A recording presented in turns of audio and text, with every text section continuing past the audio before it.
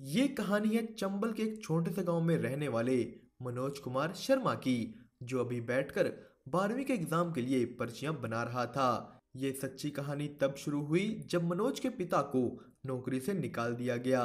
दरअसल जब उनके सीनियर ऑफिसर ने उन्हें कहा कि इस फाइल पर अभी तक साइन क्यों नहीं हुए, तो उन्होंने कह दिया कि ये काम अभी तक हुआ ही नहीं तो मैं इस पे साइन कैसे कर दूं। ये घूसखोरी वाले काम मुझसे नहीं होते। वो तो आगे से अपने सीनियर ऑफिसर को चप्पल से पीटकर घर आ गए थे। रात को मनोज के पिता फैसला करते हैं कि वो हाई कोर्ट जाएंगे, पर अगर वो चले जाएंगे तो उनका घर कैसे चलेगा। अगले दिन मनोज का पेपर था और उनके गांव में जो स्कूल है वो वहीं के विधायक का है, जिसमें टीचर खुद बच्चों को चीटिंग कराते। पर आज जब ये सब हो रहा था, नया डीएसपी स्कूल में आ गया। स्कूल का प्रिंसिपल डीएसपी को चुप कराने के लिए रिश्वत देने की कोशिश तो करता है, पर डीएसपी ने उसे ही गिरफ्तार कर लिया और पूरी 12वीं क्लास हो गई फेल। अब इस बात से मनोज के पिता को कोई फर्क नहीं पड़ता और वो चले गए अपना घर बार छोड़कर हाई कोर्ट। घर चलाने के लिए मनोज और उसका भाई जुगाड़ चलाने लगे।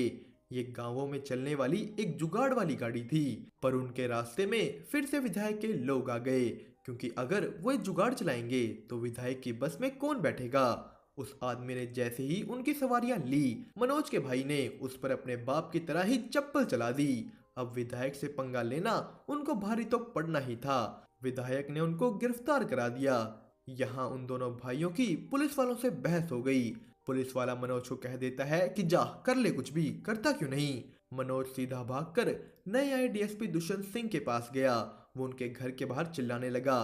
दुष्यंत उठकर उसे कह देता है कि जाओ कल सुबह आना, पर मनोज की जिद देख और पूरी बात सुन वो उसके साथ चलने को राजी हो गए।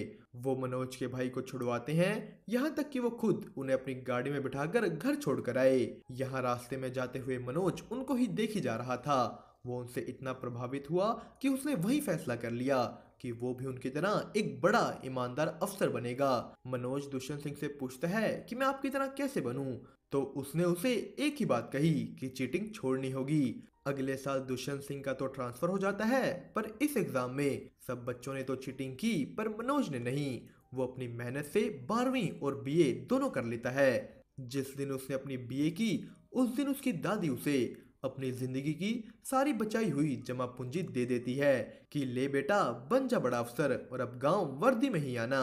अगले दिन मनोज निकल गया ग्वालियर के लिए। यहाँ बस में उसके साथ एक औरत भी बैठी थी, वो भी वहीं जा रही है। पर जब ग्वालियर पहुंच मनोज की आंख खुली, उसका बैग वहां नहीं था। कंडक्टर से पूछने पर उसे पता लगा कि वो बैग तो उसके साथ बैठी औरत ले गई। मनोज ग्वालियर की भीड़ में उन्हें देखने लगा, पर वो तो 30 मिनट पहले ही बस से उतर चुकी थी। मनोज के सारे पैसे उसी में थे।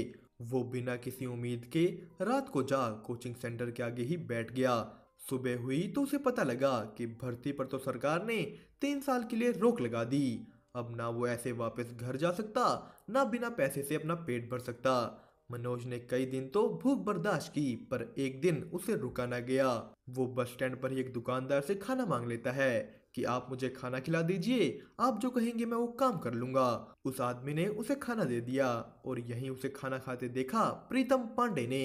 मनोज खाना खा दुकानदार के पास जाता है कि बोलिए क्या काम करना है। दुकानदार कहता है कोई बात नहीं, पर मनोज अड़ गया कि नहीं अब काम बोलिए मैं करूंगा। यहाँ पांडे बोला कि अरे भाई मैं दे दूंगा तेरे पैसे। और बात करने पर पता लगा कि पांडे भी यहाँ वही एग्जाम देने आया था जो मनोज देने आया था, और अब वो दिल्ली जा रहा है यूपीएससी का एग्जाम देने, जिसे देकर एक आईपीएस बना जा सकता था। मनोज कहता है कि भैया हमें भी अपने साथ दिल्ली ले चलिए, मैं भी यूपीएससी का एग्जाम दूंगा।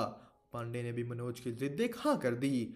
पर जब वो पहुंचे दिल्ली, इतने सारे बच्चे देख मनोज की तो सारी हवा निकल गई, उसका सारा हौसला टूट जाता है। अगली सुबह पांडे और मनोज गोरी भैया नाम के एक व्यक्ति के पास गए जो खुद आईपीएस की तैयारी कर रहे थे। उन्होंने सबको गाइड किया कि यूपीएससी होता क्या है। यूपीएससी के 3 पड़ाव होते हैं।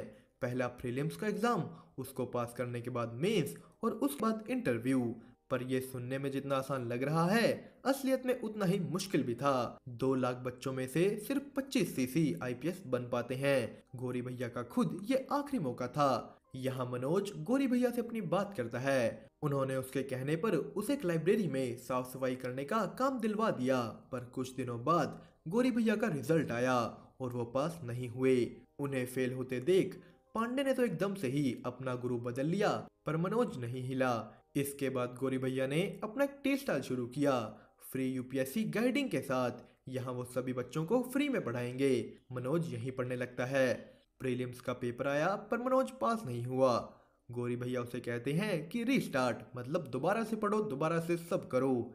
एक दिन ऐसे ही मनोज चाय ले जाते हुए मिला पांडे के नए गुरु दीप मोहन से। पांडे दीप मोहन को मनोज के बारे बताता है और उसके बारे जान दीप मोहन ने ये कह दिया कि मनोज कभी कोई जरूरत पड़े तो जरूर बताना।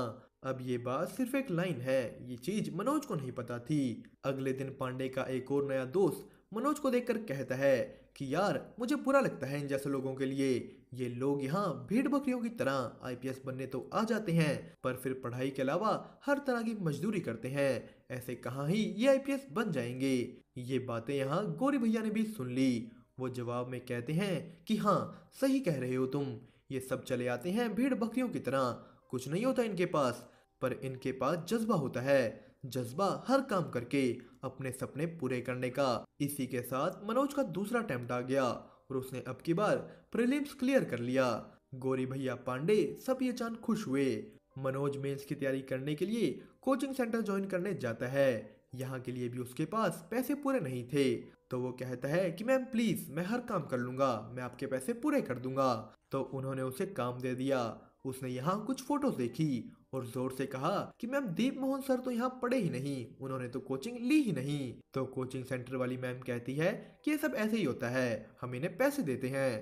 पर मनोज की बातें एक लड़की श्रद्धा ने सुन ली थी। उसके पूछने पर मनोज ने आगे से सब बता दिया।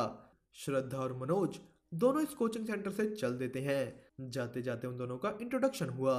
मनोज ने अपना नाम और ये बात कि वो यहीं लाइब्रेरी में पढ़ता है श्रद्धा को बता दी। वो इस आस में था कि वो उससे मिलने आएगी और हुआ भी ऐसा ही। यहाँ मनोज के हाथ में एक इंजीनियरिंग की किताब थी, तो श्रद्धा को लगा कि वो एक इंजीनियर है। मनोज ने भी आगे से हामी भर दी। श्रद्धा मसूरी से यहाँ पीसीएस का एग्जाम देने आई थी। तभी श्रद्धा को पता लगा कि मनोज लाइब्रेरी में काम भी करता है, पर उसे इस बात से फर्क नहीं पड़ा। उन दोनों ने साथ में ही एक नई कोचिंग ज्वाइन कर ली। यहाँ उनके टीचर ने मनोज की तारीफ भी की कि वाह भाई क्या ऐसे लिखा है तुमने। उन्होंने उसे एक चॉकलेट दिया और उसने आगे से वही दे दिया श्रद्धा को। आने वाले कुछ दिनों में वो अच्छे दोस्त बन गए। श्रद्धा मनोज को अच्छी तरह समझती थी, वो उसकी फाइनेंशियल कंडीशन को भी जानती थी। पर एक दिन कोचिंग के वक्त जब सर ने एक इंजीनियरिंग का सवाल पूछा तो वो मनोज को कहती है कि तुम दो ना इसका आंसर, तुम्हें तो पता है। पर यहाँ उसके सामने ये सच आया कि मनोज ने इंजीनियरिंग नहीं बीए की थी। उसे इस बात से बहुत दुख हुआ कि मनोज ने उससे इतना बड़ा सच छुपाया। उसी दिन मनोज की लाइब्रेरियन से लड़ाई हो जाती है। वो मनोज पर बेईमानी का आरोप लगा रहा था। मनोज ने लाइब्रेरी छोड़ दी, क्लास में आना छोड़ दिया। वो एक आटा चक्की चलाने लग गया था। पांडे उसे कहता है कि भाई जाके श्रद्धा से सॉरी बोल ले, वो प्रीलिम्स के लिए मसूरी जा रही है। पर मनोज का कहना था कि अब तो मेंस करके ही सॉरी बोलूंगा। पांडे मनोज की रहने सहने की हालत देख बहुत दुखी हुआ। वो कहता है कि भाई जिद मत कर, काम का छोड़ और पढ़ ले वरना फेल हो जाएगा। पर मनोज का पेपर उसके हिसाब से बहुत अच्छा हुआ। उसे यकीन था कि वो पास हो जाएगा कि तभी उसे पता लगा कि वो तो गलती से टूरिज्म की जगह टेररिज्म पर ऐसे लिखाया है। वो दूसरे अटेम्प्ट में भी फेल हो गया। अगले कुछ दिन वो किसी को नहीं मिला, किसी को नहीं दिखा। मनोज सीधा मसूरी पहुंच जाता है श्रद्धा को मिलने।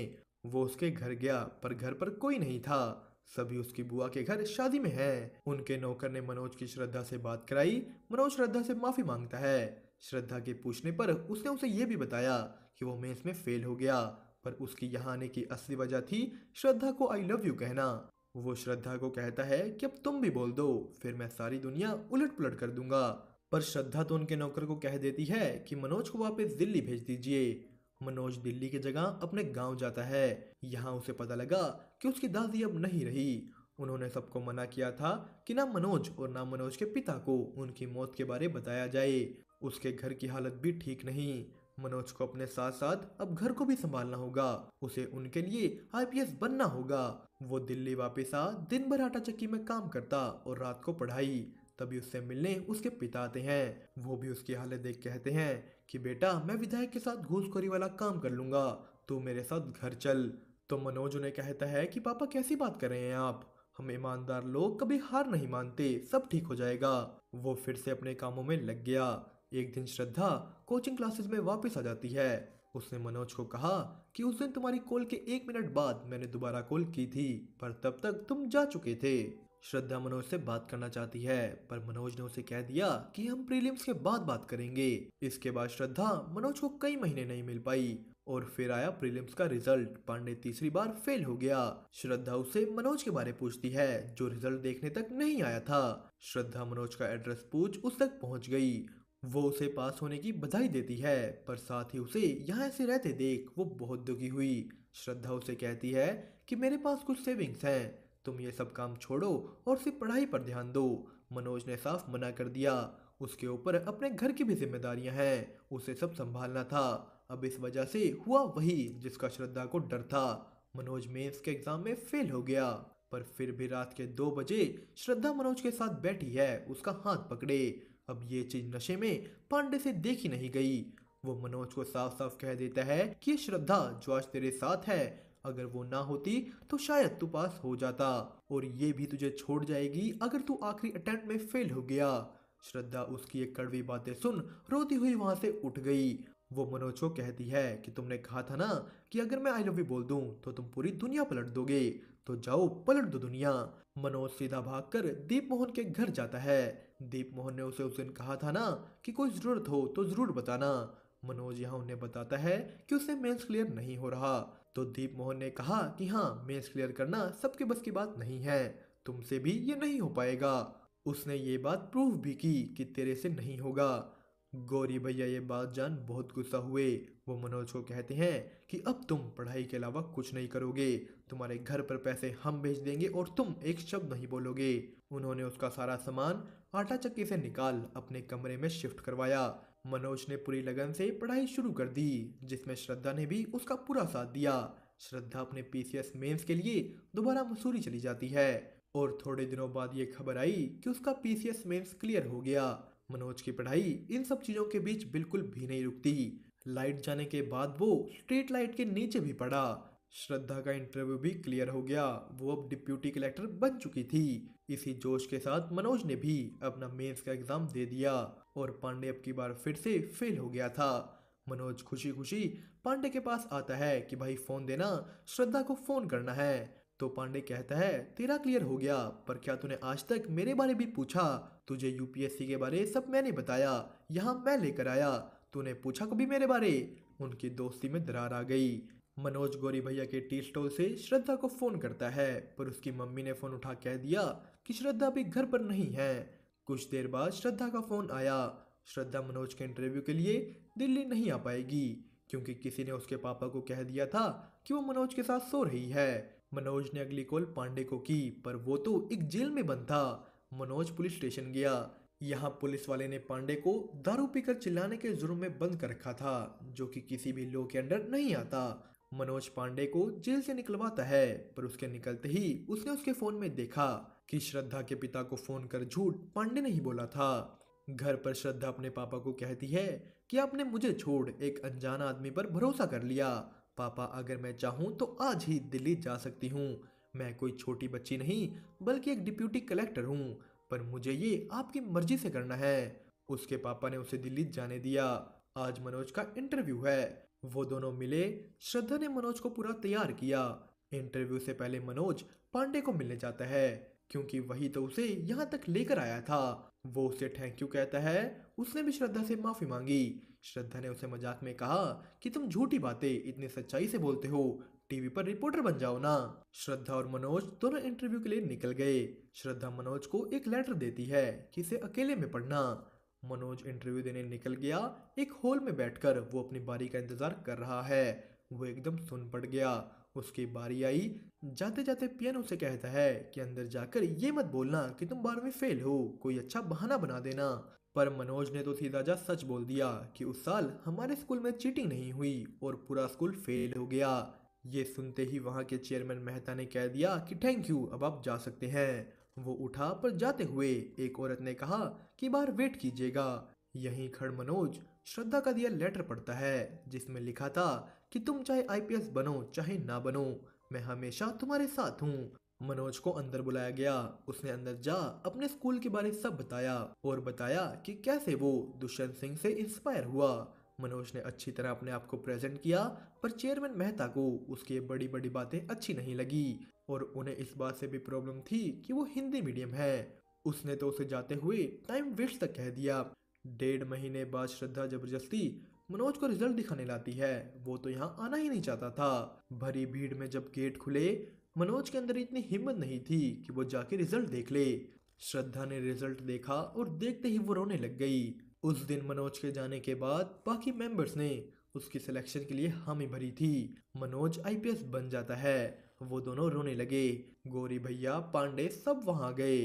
पांडे की ये पहली रिपोर्टिंग थी। गांव में उसके घर वाले, उसके पिता सब खुश हुए।